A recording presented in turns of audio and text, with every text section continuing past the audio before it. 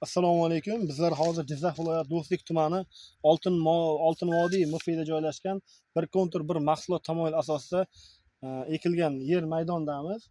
Ushbu yerga Xalq bank bilan hamkorlikda qovun mahsuloti ekilgan.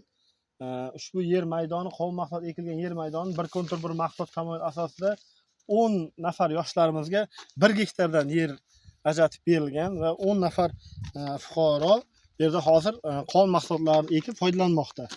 Qovun mahsulotlarini bir kontur mahsulot tamoyil asosida birinchi ekin daromadi, misol uchun o'rtacha 1 gektarni oladigan bo'lsak, 1 gektarning o'zidan 10 ming 15 ming tonnagacha, endi 10 ming 15 ming kilogrammgacha, ya'ni 10-15 tonnagacha hosil oladi.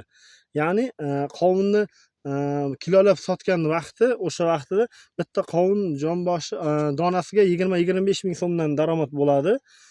Bu общий 1 gektardan bitta fuqaroning o'zi 70-75 million so'mgacha daromad ko'radi. Uning sof foydasi esa 60-65 million atrofida bo'ladi.